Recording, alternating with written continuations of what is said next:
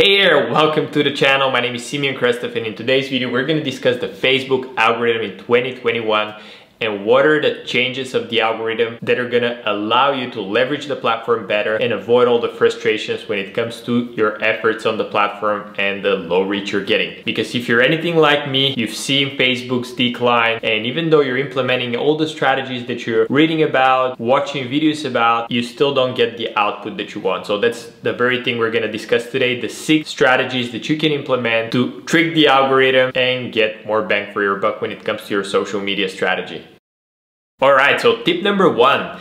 The platform originally started as a place where friends and family can gather together and share what they're doing on a daily basis of their life and kind of stay connected with your circle of influence. Over time though, they started introducing pages, groups, and it got very noisy where people started complaining about the content they're seeing on their newsfeed. So Facebook started to slowly declining the reach of what's happening on the platform, and then slowly started introducing paid advertising. So you pretty much had to pay in order to get your content out there to the people that you wanted to reach. Now there's one more thing though. Now, even if you're paying for your ads, paying for your content, sometimes you're not getting the results that you're expecting, and it comes to relevancy. Let's say you have a page and you just started a brand new page and you want to get some likes. Would you just advertise locally to get all the people there? Or would you advertise to people specific in your niche? This is a mistake that I used to do in the past. I would start a page on Facebook and I would boost it in India, Pakistan, Nigeria, so I can get cheaper likes, so I can have that, credibility. But that is really damaging what you're doing, because you want to have your profile, if that's your Facebook personal profile that you're using for your business or your page, you want to have all your ideal target customers there. So you want to do a clean up if you have a personal profile. And I want you to go on your list and I want to pull it out either in Google Sheets or in Excel and just go through all the names and see if they would be relevant for what you're doing. If they're friends and family, of course, don't delete them.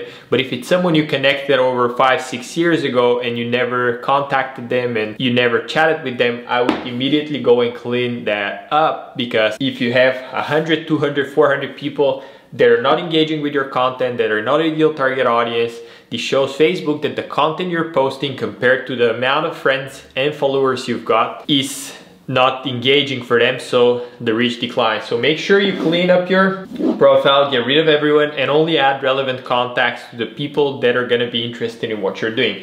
Now the second thing about target customers is, let's say you start a page for baking, how you're gonna be doing like some interesting recipes when it comes to baking, tips for baking, all things related to baking. So what I would want to do personally is find relevant pages that are about cooking, cooking shows, cooking celebrities, and I would target their users and run a like campaign so I get more of those people on my page so I can start creating content. Now the second tip is the law of reciprocity within Facebook. And I know it sounds weird, but how the platform works is that, let's say you're looking at the profile of someone, like you're browsing your newsfeed and you see that there's a suggested friend, and you would click on their profile and you would start scrolling, and maybe you don't know the person, but in Facebook eyes now, because you scan their profile, they're gonna show it to them as well, meaning that they're gonna see your profile because they're thinking, oh, he checked his profile, they might be connected. So there are higher chances of them actually becoming friends, because that's what Facebook's all about. It's the same thing when it comes to commenting and engagement on your posts. There's a law of reciprocity, meaning that if you don't engage with other people's content, if you're not commenting, if you're not liking, if you're not replying to comments and things, you're not gonna get a lot of reach. You can't be, just broadcasting content to everyone and expecting people to engage. It's a social platform, and as such, there's the CPR law, CPR, and C stands for comment, then P stands for post. You gotta post on the platform, and we're gonna talk in a second what kind of content you have to post. And then R stands for react, and then reply. Now, liking the post holds its value. Of course, it's still valuable for people to like the post, but if they react with the heart or the angry face or the sad face, it shows Facebook that the user actually consumed the content and went out there and actually reacted to it. It's the same with the comments. The more in-depth your post, the more it's targeting your ideal customer, the better are going to be the comments that you're getting because they're relevant to the audience that you're posting to. And make sure that you reply to all the comments you're getting because this helps you really boost up the ranking of the post and show it to more people. So this is a little known strategy that I personally use. I would post a video and I would reply, let's say the first 5 minutes of the post, and I would reply to everyone, and then I get a few more comments. I would wait until the very next day, so I start replying again, so the post goes up in the newsfeed and people start seeing it again. So that's a little trick that I'm personally using. It takes time because if you've never commented to anyone's post, if you've never posted, you might not get any reactions, you might not get any comments, and it was the same for me. So that's why I always start with these two first. And I have a daily method of operation where I wake up and every day while I'm in the bathroom, I would just sit on my phone and I would start commenting, and I would get 15-20 comments done to people in my ideal target audience. And then when I post, some of them engage. And then the third thing is, of course, reacting to their pictures and posts and then replying to the comments that you're getting. And this really helps you get the most out of your efforts when it comes to publishing content, because these people now starts to see what you're doing within Facebook. Now the third tip is use the features. And this one sounds a little bit weird because of course you're going to use the features, but what you have to understand is that Facebook is evolving over time, and now there's a decline in the new users signing up to the platform. There's decline in the usage of the platform. So they're trying to promote new placements. They're trying to promote the stories. They're trying to promote the messenger because people spend most time there. They're trying to promote the live videos because people are most engaged when it's something happening right now, and there's the scarcity that they might not be able to see it after. So you want to make sure that you're using all the features that Facebook's pushing on right now. So what's been happening in 2021 is that Facebook's really pushing Facebook groups, and why they're doing it is because they realize that Facebook groups are usually consisting of your ideal target customer, therefore the engagement is higher. So groups is a great way to get your engagement up, and you follow the same things there. You comment, you post, and then you react and reply. So Facebook group. The second thing, stories. People watch way more stories than they browse on their newsfeed. They would go through all the stories. So you want to make sure that you're posting regularly, like once a day you would post something, once a day. And it doesn't really matter what it is as long as it's something. Of course, it should be meaningful to your business, but there's no set in stone type of stories that you want to post. What I found useful is to post stories and then also have some text on the bottom so people pause and actually read the text. And it really helps, and also like different polls, call to actions. So you can then take the conversation from stories to the messenger. So you're utilizing the stories plus the messenger feature, which is something very big. Now, when it comes to advertising, what we've been doing in the past is actually taking people to a landing page and then to our website. And, you know, of course that still works, but what we've seen gets us much better results is actually taking people to the messenger, keeping them within the platform and engaging them in multiple different segments where we know Facebook is like really pushing right now to get more eyeballs because they want to monetize the platform. And that's groups, stories, once per day is good, messenger, and then video content. Why video content? Because video content is way more engaging. If you're scrolling your newsfeed, what you would see is a post and you kind of get a glimpse on the post and you already know what it's all about. If you see a video that seems interesting, you would click it. And if the delivery of the person creating the content, creating the video is engaging enough, you would stick for longer on the platform. Therefore, you'll be able to see mid-roll ads, you'll be able to see 5-6 minutes of what's happening, and then you might even get 2 ads. And this tells Facebook, okay, this person just is more engaged in the content, but also we can monetize them better, therefore we can push more ad revenue. And that's what Facebook wants. So you have to understand this and just use what's available out there. So for the video content, make sure your delivery is good, that you're excited, and that you're fun to watch. If it's educational content, make sure it's the best educational content. If it's fun, engaging content, make sure it's fun, engaging content. And one more thing here, I saw that photos lately have been performing really well, but it's a particular type of photos with long captions. Let's say you see a picture of a turkey and then on top it says dinner. Now, you're not gonna pause the picture, click on the picture and actually see what it's all about because you already know, you already scrolled and you know what it's all about. But let's say You have the same picture as the turkey. You say the most fantastic recipe that my husband's dying for, and then it says ...